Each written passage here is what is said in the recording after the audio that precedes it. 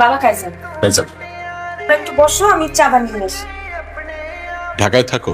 স্কুলের সার্টিফিকেট পাওয়া পর্যন্ত মফস্বলে বড় হয়েছি। তো আব্বা মা মারা গেলেন, পরে ঢাকা চলে আসছি।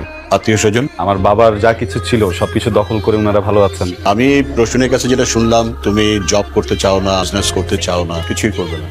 বাবা অ্যাজ আ রাইটার কিন্তু অনেক পপুলার, মানুষজন বলে একদিনও হুমায়ুন আহমেদের মতো বড় হবে। একদিন? এখন তো না। ওর তো কোনো ক্যারিয়ার গোলই নেই। ও যে প্রফেশনটা বিলং করে এটা তো কোনো ফিউচার নেই, একটা বুলশিট প্রফেশন। সরি আঙ্কেল, কি বললেন?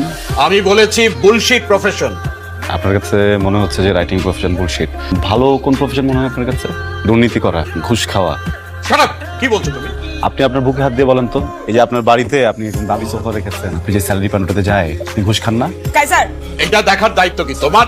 তুমি কার সাথে কথা বলছো জানো? আমি ঘুষখোরের সাথে কথা বলছি। Shut up! তোমার বাবা মা তোমাকে কোনো শিক্ষা দেয়নি? প্লিজ বাবা মাকে নিয়ে কথা বলবেন না। তুমি আমার বাড়িতে এসে কথা বলছো, আমাকে অপমান করছো। আপনি বাবা মাকে নিয়ে কথা বলবেন না। তোমার বাবা মা হচ্ছে অশিক্ষিত, মূর্খ। অবশ্যই কি জানোয়ার।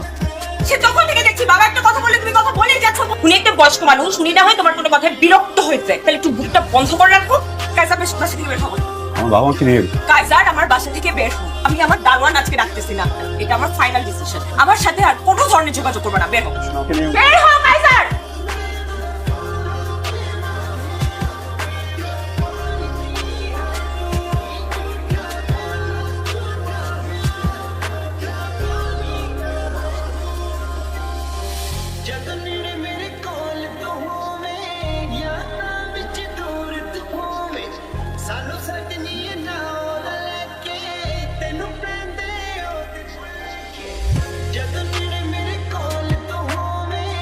এই যে দেখো আমাদেরকে। শোনো, আমি বেরোচ্ছি।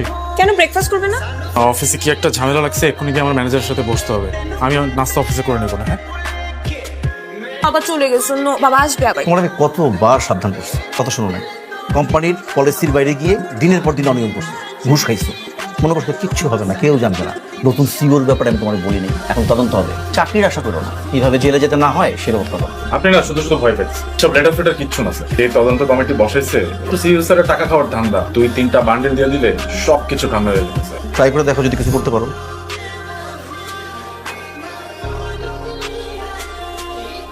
কি হয়েছে তোমার? কিছু না। কিছু তো একটা হয়েছে, বলো আমাকে। অফিসের একটা ফাইন্যান্সিয়াল প্রজেক্ট নিয়ে অনেক বড় ঝামেলা হয়ে গেছে। এখন না আমি বুঝতেছি না আসলে কিভাবে কি ম্যানেজ করবো। তো ম্যানেজার স্যার তো তোমাকে অনেক স্নেহ করে, উনি কোনো হেল্প করতে পারবে না? স্যারকে বেশ কয়েকবার বলছি। কিচ্ছু হবে না, এত টেনশনের কিচ্ছু নেই। ম্যানেজার স্যারের সাথে তো আমি কথা বলেছি কয়েকবার, দেখি কি করা যায়। টেনশন করো না। এই যে শুরু হয়ে গেছে, ঘুমাতে আসো।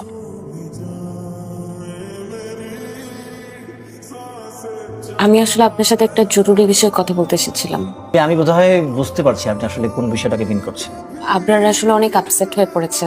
আপনি তো ওর গার্জিয়ান ছিলেন, ওকে ভালো কোনটা মন্দ কোনটা বুঝে। আগের সিইও থাকলে আমি খুব সহজেই ব্যাপারটাকে ম্যানেজ করতে পারতাম, এখন যিনি আছেন খুব স্ট্রিক্ট। আপনি একটা কাজ করেন না, আপনি তার সাথে দেখা করে সরাসরি কথা বলেন। প্রয়োজন হলে আপনাদের যে সন্তান আছে ওই ব্যাপারটা ওনাকে বুঝিয়ে বলেন। এছাড়া তো ভাবি এখন আর কিছু সম্ভব না করা। আসেন। ফাইনান্সিয়াল প্রবলেম বলতে কি বলতেছো? তুমি কি ঘুষ খাও? এই যুগে ঘুষ কে না খায়? তোমার বাবাকে দেখো, তোমার বাবা কি এত বড় বাড়ি, লাক্সারি গাড়ি বেতনের টাকা দিয়ে পড়ছে? ঘুষের টাকা দিয়ে পড়ছে। তুমি প্লিজ সিও স্যারের সাথে একটু কথা বলো গিয়ে। তুমি একটু প্লিজ কথা বলো। খাও।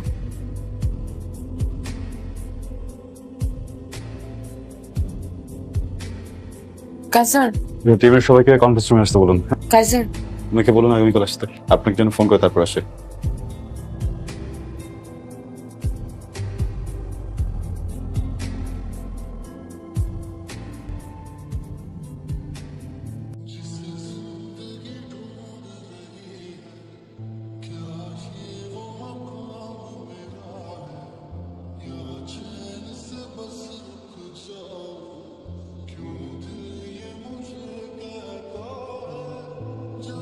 আপু আপনি কালকে আসেন। হ্যাঁ, স্যারের সাথে কথা বলতে পারছি না। কালকে আবার যেতে বলেছে। মহান আদর্শবান সিওর বাচ্চা করছে, প্রত্যেকটাকে জেলে পাঠাইছে। এই হারামজাদার বাচ্চা কোনোভাবেই আমাকে ছাড়বে না। তুমি প্লিজ আরেকবারের জন্য লাস্ট ট্রাই করবা। Your my last. তুমি প্লিজ আরেকটাবার একটু কথা বলে দেখো ম্যানেজ করা যায় কিনা। উনি ম্যানেজ হলেই সবকিছু সলভ হয়ে যাবে। তুমি প্লিজ। কাইজারকে ফোন করেন, কখন আসবে সেটা অ্যাটলিস্ট আমাকে জানান। আমাদের এরকম কোনো নিয়ম নেই স্যারকে ফোন করার।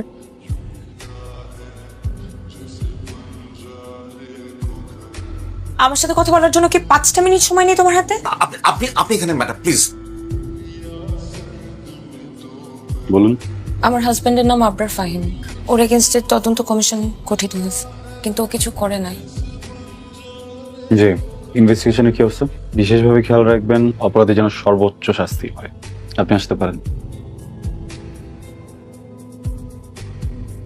কাইজার, তুমি কি আমাকে চিনতে পেরেছো? জি না, কে আপনি? আমি প্রসূনের বাবা। সরি, কোন প্রশ্ন?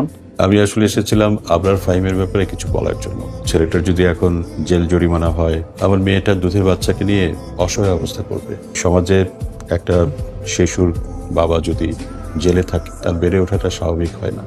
লজ্জায়, অপমানে আমার মেয়েটা হয়তো মরেই যাবে। তো এখানে আমার কি করার আছে বলুন? দেখুন মিস্টার, আমি দুর্নীতিবাজ, ঘুষখোর এই ধরনের মানুষগুলোকে না এখন দেখতে পারি না। বিশেষ করে এদের হয়ে যারা সাফাই গাইতে আসে তাদেরকে তো আরো না। আপনাকে একটা অ্যাডভাইস দিই, আমার জন্য খুব ভালো হবে যদি এক্ষুনি এখান থেকে বেরিয়ে যান প্লিজ। হ্যাঁ, আমি জলদি চলে আসবো, তুমি চিন্তা করো না। বলেছিলাম বাবা তোমাকে আবার অপমান করবে। এটা অপমান না, এটা প্রতিশোধ। আমরা পুলিশ দিয়ে ধরিয়ে দিয়েছিলাম, সেই জন্য প্রতিশোধ নিল। কাইজার আমার প্রত্যাখ্যান মানতে পারে, চাকরি, সাফল্য, দুনিয়াদারি এসব কিছুই ওর মাথায় কখনো ছিল না।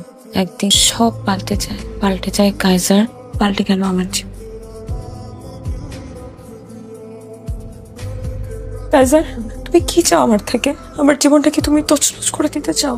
তুমি কি আমাকে রাস্তায় ফেলে দিতে চাও? তুমি আমাকে পথে বসাতে চাও? তুমি কি চাও আমি আমার বাচ্চাটাকে নিয়ে রাস্তায় রাস্তায় ঘুরে বেড়াই? কি করলে তোমার একটু শান্তি হবে বলো? তোমার অনেক রাগ না আমার উপরে? তোমার সাথে পার্সোনাল সময় কাটালে তুমি খুশি হবা? আমাকে তখন শান্তি দিবা?